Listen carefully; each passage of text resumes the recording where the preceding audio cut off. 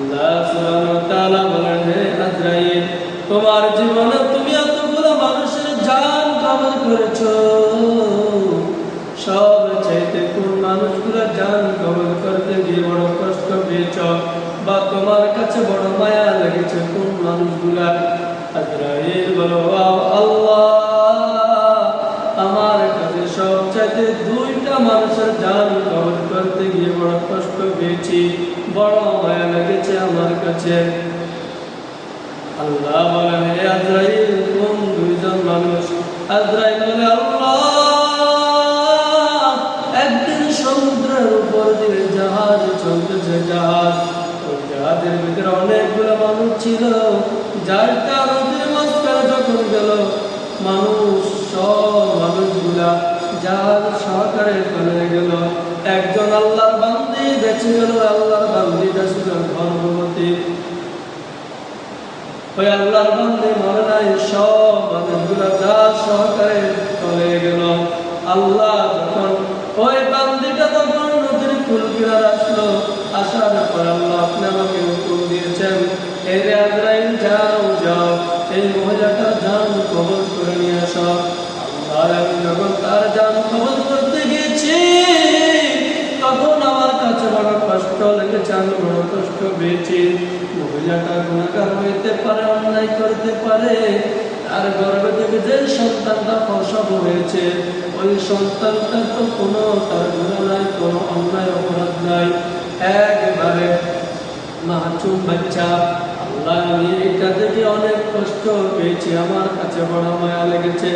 আল্লাহ সুবহানাহু ওয়া তাআলা কোরআনে কারীমের ভিতরে বলেছেন, ইন্নামা আমরুহু ইযা আরাদা শাইআন আন ইয়াকুনা লাহু কুন ফায়াকুন।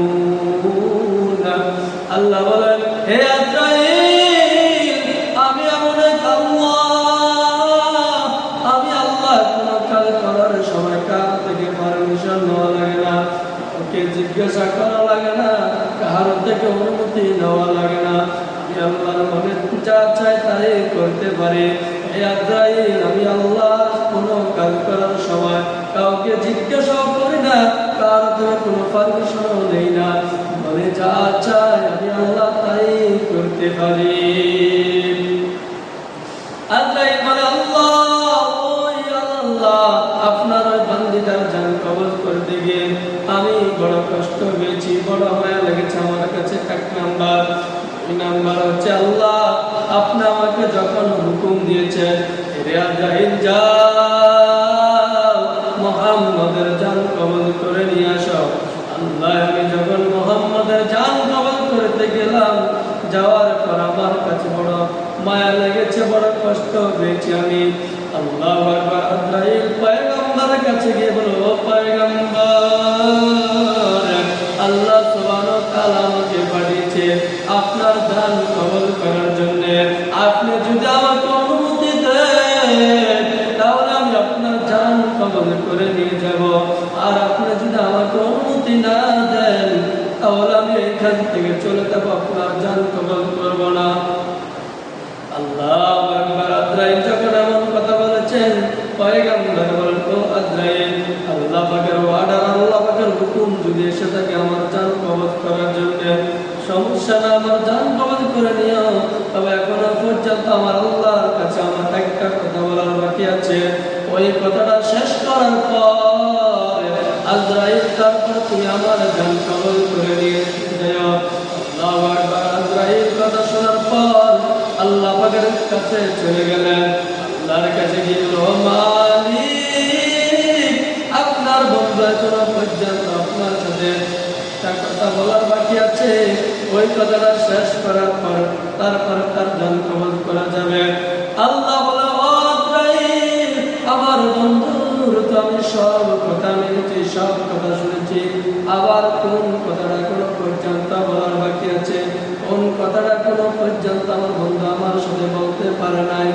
আল্লাহ সুবহানাহু ওয়া তাআলা জিবরাইলকে পাঠিয়েছেন, জিবরাইল, যাও যাও, আমার বন্ধুর কোন কথা এখনো পর্যন্ত বলার বাকি, আমার বন্ধু এখনো পর্যন্ত আমার সাথে এই কথা বলার বাকি আছে, একটু শুনে আসো। জিবরাইল যখন গেলেন পয়গম্বরের কাছে, জিবরাইল কান্না করে, পয়গম্বর কান্না করে। জিবরাইল বলল, পয়গম্বর আপনি কেন কান্না করতেছেন? পয়গম্বর বলল, জিবরাইল আপনি কেন কান্না করেন? আল্লাহু আকবার। একজন আরেকজনকে প্রশ্ন করতেছেন। পয়গম্বর বলেন, ও জিবরাইল আমি এজন্য কান্না করি, আমি রাসূল দুনিয়ার জমিনে চিরজীবন থাকবো না, দুনিয়ার জমিনে চিরজীবন থাকার জন্য আসি না। আমি রাসূল দুনিয়ার জমিন থেকে বিদায় নিয়ে যাব একদিন না একদিন। তবে আমার গুনাহগার উম্মতের কি অবস্থা হবে, তাদের দেখাশোনা কে করবে? এই জন্য আমি কান্না করতেছি। আল্লাহ পাক রব্বুল আলামিন আরশ থেকে বলেন, ও জিবরাইল আমার বন্ধুকে বলে দাও, আমার বন্ধুকে জানিয়ে দাও, আমার বন্ধুর তিন উম্মতের জিম্মাদার স্বয়ং আমি আল্লাহ হয়ে গেছি। আল্লাহু আকবার। এইবার জিবরাইল পয়গম্বর বলো, জিবরাইল আপনি কেন কান্না করতেছেন? জিবরাইল বলে, ও পয়গম্বর আল্লাহ পাক রব্বুল আলামিন আপনার জন্য আজরাইলকে পাঠিয়েছেন আপনার জান কবজ করার জন্য। আজরাইল যখন আপনার জান কবজ করে নিয়ে যাবে, আপনি অনেক কষ্ট পাবেন, আপনার কাছে অনেক কষ্ট লাগবে। এইটা থেকে আমি কান্না করতেছি, আমার কাছে সহ্য হয় না ও পয়গম্বর, এই জন্য আমি কান্না করতেছি। আল্লাহু আকবার। আজরাইল পয়গম্বরের জান কবজ করার আগে পয়গম্বর থেকে অনুমতি নিয়েছেন। কেন নিয়েছেন, কি জন্য নিয়েছেন? একমাত্র রাসূলের সম্মানের কারণে, রাসূলের মর্যাদার কারণে আজরাইল রাসূলকে রাসূল থেকে অনুমতি নিয়েছেন। দুনিয়ার কোন মানুষ থেকে আজরাইল জান কবজ করার সময় অনুমতি নেবেন না, শুধুমাত্র রাসূল থেকে অনুমতি নিয়েছেন। কি জন্য? রাসূলের মর্যাদার কারণে, রাসূলের সম্মানের কারণে আজরাইল রাসূল থেকে অনুমতি নিয়েছে। আল্লাহু আকবার। আল্লাহকে বলে, আল্লাহ এই দুইজন মানুষের জান কবজ করতে গিয়ে আমার কাছে বড় মায়া লেগেছে, আমি বড় কষ্ট পেয়েছি, বড় খারাপ লেগেছে আমার কাছে। আল্লাহ পাক রব্বুল আলামিন বলেন, ইন্নী আ'লামু মা লা তা'লামুন। হে আজরাইল আমি আল্লাহ যা জানি তোমরা তা জানো না, তুমিও তা জানো না। আমি আজরাইল যা জানি তোমরা কেউ তা জানো না। আল্লাহু আকবার। আজরাইল যখন রাসূল থেকে অনুমতি নিয়েছেন, রাসূল আজরাইলকে অনুমতি দিয়েছেন, ও আজরাইল তাহলে আমার জান কবজ করে নিয়ে যাও। আজরাইল যখন রাসূলের বুকের উপর হাতটা রেখেছেন, রাখার পর রাসূল মনে করছেন, মনে হয় গোটা দুনিয়াটা আমার বুকের উপর রাখা হয়েছে। আল্লাহু আকবার। আজরাইল যখন রাসূলের বুকের উপর হাতটা রাখছেন, তারপর রাসূল বলল, আজরাইল তুমি আমার সাথে ওয়াদা করো, আমার সাথে কথা দাও, যত কষ্ট পারো তুমি আমাকে কষ্ট দাও, তবে আমার সাথে ওয়াদা করো আমার উম্মতগুলোকে এত কষ্ট দিয়ে তুমি জান কবজ করিও না। এই বলে আজরাইল বলল, পয়গম্বর আমার একটা শর্ত আছে। পয়গম্বর বলে, কিসের শর্ত? আজরাইল বলে, আল্লাহ পয়গম্বর আপনার যে উম্মত আপনি রাসূলকে মহব্বত করবে, আপনি রাসূলের সুন্নতকে মহব্বত করবে, আল্লাহকে ভালোবাসবে, কোরআনকে ভালোবাসবে, দ্বীনকে ভালোবাসবে, ইসলামকে ভালোবাসবে।